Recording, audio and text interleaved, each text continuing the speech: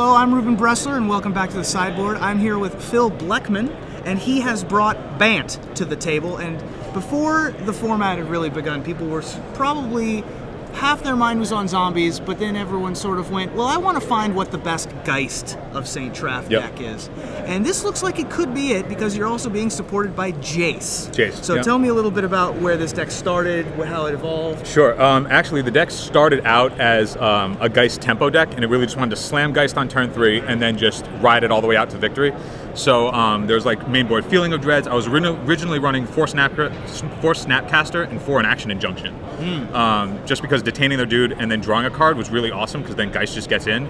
But then I realized as we progressed and I was playing against a lot of Jund decks that they kind of just would go over the top, and because it doesn't remove it from the table, Geist, if you run out of cards, like if you run out of tempo cards, then you kind of just are out of the game already. So, but that's where the deck started, and then it just evolved into a more control-ish sort of Geist deck. And as I said, you're running 4 Jace, Architect of Thought. You're also running Centaur Healer on 3, which is sort of been picking up in popularity over the last couple weeks. It's so good. The trick with Centaur Healer is with this deck, it's really low in 2 drops and really high in 3 drops. And so that was where I was kind of iffy on it. That's why I'm running 3 Feeling of Dread, because I really want to just stall out until I can get all these 3s on the table. But what's awesome about Centaur Healer is it just slows the game down enough that then that doesn't matter. So it puts you back in the running, and then when you slam a Geist, they have to leave a guy back because it's just such value. And then by that point, if you slam a Centaur Healer, it's also on curve with Restoration Angel, and that's a beating. Because everybody wants to go Thragtusk Restoration Angel, and I'm like, well, that's awesome, but it reverses your curve. So Centaur Healer is just awesome. Instead of Thragtusks, speaking of which, you're running 1 Thragtusk, but you're also running 2 Sigarda, Host of Herons. And you were espousing the virtues of Sigarda before we were filming. Tell me a little bit about why Sigarda is so awesome. I think Sigarda is the underrated card in the format. I know it's a young format, but I think Sigarda is, like, the fact that she flies and she's hexproof and she hoses sack outlets. So, I mean, Liliana's seeing, like, borderline play, but that doesn't matter. Tribute to Hunger doesn't matter. I mean, if anybody's running Barter and Blood, that wouldn't matter. But like the fact you can't get rid of her. Once she hits the table, you can either try and block, but that's it. Mortars doesn't hit her. Bonfire has to be huge. Any blacks, like Ultimate Price doesn't touch her. She's hexproof. It doesn't matter. The fact that she got 5 toughness and that she flies, nothing gets in her way. And then the biggest threat is really just like Angel of Serenity, but it's one, it can't touch her, and then it's a 5/6, so you can still race. Or they can just leave it back, in which case that's fine, because you're just going to draw more things like Jace and whatnot. If that just gives you more time, that's perfect, you know. And so you're running a couple other. We've sort of put the spells in order from earliest game to latest game, and I've been seeing Sphinx's Revelation pop up every once in a while. Talk to me a little bit about Sphinx's Revelation, especially in a deck like this that isn't a true control deck. One of my buddies, really good player, his name's Bryant, he told me at the beginning when he was looking at the list that he was saying that the list doesn't know what it wants to do quite yet, and I think that that's reasonably true, just because it's still tweaking it, and this is really great playtesting with it, because sometimes you'll have a Geist on the table and then top a Terminus, and that's kind of weird. A Nombo? But it's like, I'd put in the Terminus just because against the Lesnia decks, their guys are so big that they just overrun you, so you really want to have a contingency plan for that. But the way Sphinx's Revelation works is it's really good if the game does go long, which you want it to go to the mid game, but if it happens to go to the late game, this is just a blowout, because you gain all the life, so you time walk their turn if they're an aggro deck, and then if you draw into any of your threats, I mean, you draw into a Resto, or you draw into more gain life guys, or if you hit a Sigarda, it's really just that, like, one of that, if you hit it late game, it's awesome, but if you hit it early game, it's not so great. So I originally had 2 in the list when I was playtesting it because it was so good, but then I ended up cutting Snapcaster, because Snapcaster became more of a 4-drop, and so I cut down the Sphinx's Revelation also to 1. Now, you say you cut Snapcaster. I did, but you didn't cut it entirely. No.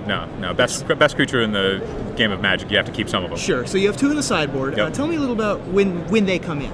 I'm usually bringing in Snapcaster in whenever I'm boarding in Negates or Essence Scatters, just to double as additional copies. Spells, and just because they're not mana leak, you have to, going with one or the other, if I wanted more copies of one or another, I kind of just get the option. So these are really, I think of it more of like that. Sure. But that's like why a 3-3 split right. rather than a 2-2-2 yeah. split. So I just think that counterspells have been getting a really bad rap right now because of Cavern of Souls and all the uncounterable guys. Sure. But at the end of the day, the stuff that you really want to be countering in like Jund decks, or if you want to counter a Thragtusk, or if you want to counter the big spells, I actually think Essence Scatter and Negate are two really underplayed cards.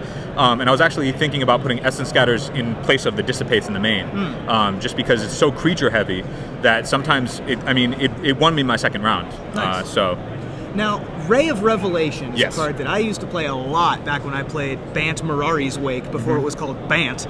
But I used to play that card a ton with Cunning Wish. That card's awesome. It's really good. Has not really seen its day in the sun yet. Not yet. But it's coming. Because everyone's playing Detention Spheres. Detention Sphere, O-Ring. O-Rings. And a lot of the humans decks are running things like Bonds of Faith and Pacifism. Or the 2/2 enchantment Spectral Flight. Spectral Flight is also a good one. And also, hey, sometimes Crippling Blight on your Thragtusk happens. And if you can mid-combat Array of Revelation, that's very good. Yeah. So I'm happy to see that card. Yeah, However, if I could also say the main reason why they're in there is actually against the tokens matchup.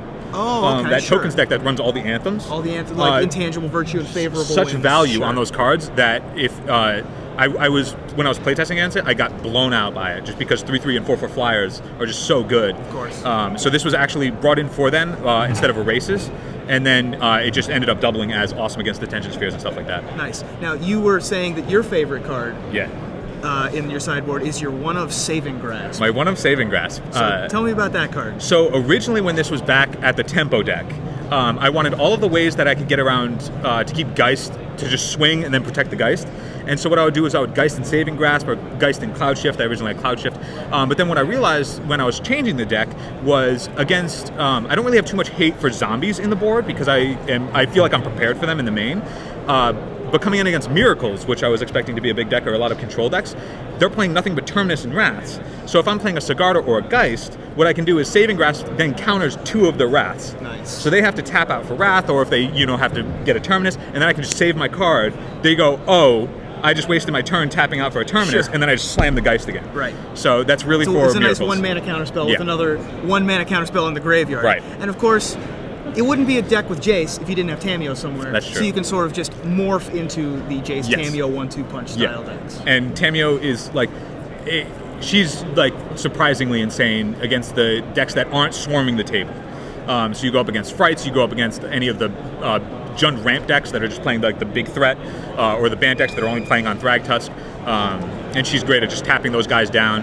And yeah, she's been doing a lot of work today. Excellent. Well, this looks like a ton of fun. This looks like where Geist decks are going. I've seen a lot of blue-white humans, blue-white aggro style decks. Yeah. But I think that something like this that has a better support structure behind it, like Restoration Angel used to be able to support it in Old Delver, having another 3-drop that's solid like Centaur Healer, definitely having another... Playing second fiddle is not really what I want to be saying here, but against aggressive decks, you want the Centaur Healer. Yeah. And against more control-y decks, you want the Geist. It's very much mid-range. I think Geist was really good when Delver was around because it was like a nice top end for a Delver deck because all their spells were free. But I think Geist now is still really, really good because it's such a threat on their own, and a lot of people will fear it. But I think as we progress in this format in particular, because Blue-White has a lot of bigger cards, I think they're going to have to go more towards a control shell with him. Sure. And you know, Hexproof is pretty so good. If you thought it was good on a Geist of St. Traft, it might be even better on Sigarda, so pay attention to that one. Sigarda's the nuts of the format. Nice. All right, Phil, thank you for joining me in the Thank you sideboard. very much. Appreciate it.